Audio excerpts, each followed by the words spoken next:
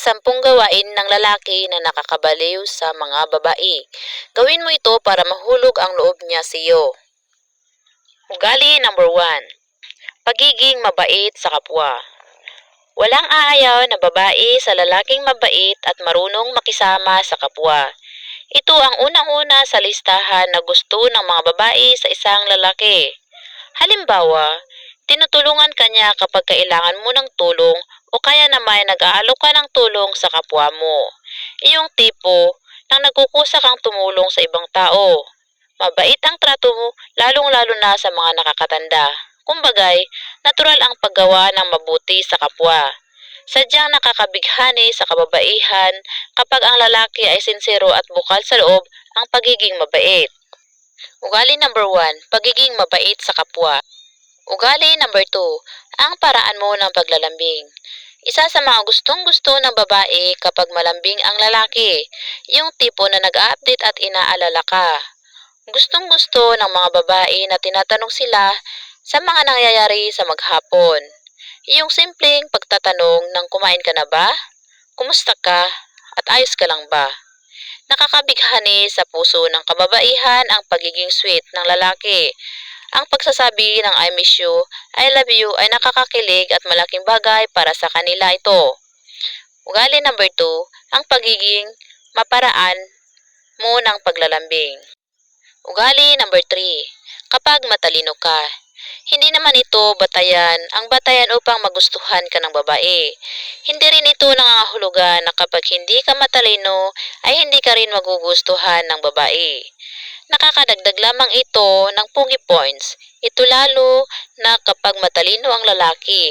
Iyon bang matututo ka at may makukuha ka ring aral sa kanya. Ang sarap sa pakiramdam ng babae na hindi lamang sa pisikal na itsura ka magkakagusto, bagkus ay pati na rin sa pananaw at prinsipyo niya sa buhay. Ugali number 3, kapag matalino ka. Ugali number 4, kapag maalalahanin ka. Maalalahanin. Gusto ng mga babae ang lalaking maalalahanin. Inaalala sila sa bawat ginagawa. Isang popular na halimbawa nito'y kapag nasa labas at gumala ang babae, ang simpleng pagtatanong ng nakauwi ka na ba? Ay malaking bagay para sa mga babae sapagkat nagpapakita ito ng concern. Ngunit tandaan, dapat balanse ito, hindi yung nakakasakal at tila kinukontrol. Iyon bang tipo na inaalala mo pero suportado mo pa rin siya? Simpleng pagtatanong lamang ng safe ka bang nakauwi? Kumusta pag-aaral mo? Huwag ka papalipas ng gutom. Yung maiparamdam mo lang na mahalaga sila at naalala mo sila ay ayos na.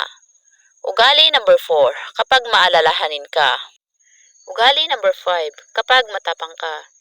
Yung tipo na kaya kang ipagtanggol kapag may nambabastos sa iyo o kung kailangan mo nang magpoprotekta sa iyo. Yung tapang na handa kang humarap sa mga magulang ng babaeng nililigawan mo o ng nobya mo dahil iginagalang mo ang pamilya ng mahal mo. Sinyalis din ito na pagpapakita ng seryoso at nare-respeto mo sila. Tandaan, hindi lamang sa pisikal na aspeto nakikita ang katapangan ng isang lalaki, kundi maging sa kung paano siya humarap sa hamon ng buhay ng isang nakakapukaw na interes ng mga kababaihan.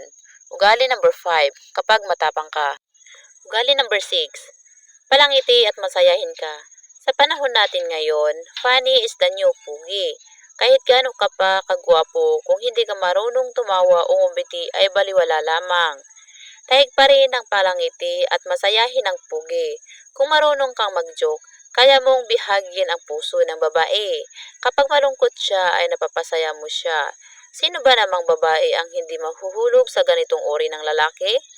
Mapangiti mo pa lang panalo ka na. Masarap sa pakiramdam ang pagiging masaya, yung tipo na walang dull moment sa pagitan nyo. Masarap kausap ang mga kwelang lalaki na may saysay ang sinasabi. Ayos ang mga jokes at banat. Ugali number 6, palangiti at may sayahin ka. Ugali number 7, papagmahal sa magulang. Nakakabighani sa mga babae ang lalaking mahal na mahal ang mga magulang. Pinapahalagahan ang pamilya. Senyales ito na kung sakaling mayroon ng sariling pamilya ang lalaki, ay siguradong mamahalin din niya ito at gagawin niya lahat para mapasaya ang mga ito. Tandaan, isa sa mga katangian na hinahanap ng kababaihan sa mga lalaki ay ang pagmamahal sa pamilya. Binibigyang importansya at inuuna ang pamilya. Ugali number 7, mapagmahal sa magulang. Ugali number 8, may respeto ka. Nakakabighani sa puso ng mga babae ang lalaking may respeto, di lamang sa sarili kundi pati na rin sa kapwa. Ang mga lalaking marunong gumalang sa babae, hindi kanyang saktan ang mga kababaihan lalong-lalo na sa pisikal na aspeto. Hindi kayang pagbuhatan ng kamay o kaya naman hindi kayang murahin. Marunong igalang kung ano ang gusto ng babae at nare-respeto ito. Ugali number 8, may respeto ka. Ugali number 9, maunawain ka.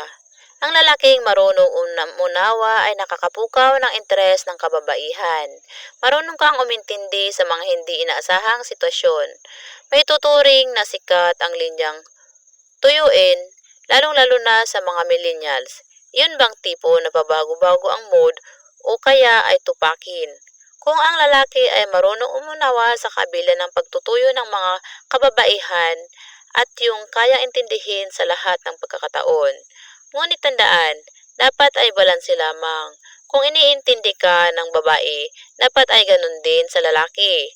Ugali number 9, maunawain ka. Ugali number 10, God-fearing. Mapapaibig ang kahit na sinumang babae sa lalaking may takot sa Diyos. Sa lalaking inuuna ang Panginoon. Kapag may takot ka sa Diyos, sa lahat ng pagkakataon ito ang nagiging sentro ng buhay mo, na sa bawat ginagawa niya ay kinukonsidera niya at pinag-iisipang mabuti ang mga gawain sapagkat alam niyang nakatunghay ang Diyos sa lahat ng kanyang ginagawa. Madalas ang mga lalaking may takot sa Diyos ay takot gumawa ng masama.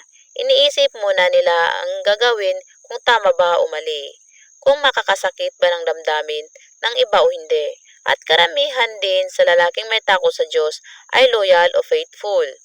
Takot silang magloko pagkat nakikita ito ng Diyos. Ugali number 10, God-fearing. Kung lahat ng nabanggit dito sa bidyong ito ay ginagawa mo, tiyak na mapapaibig mo ang isang babae at mahuhulog ang loob niya sa iyo.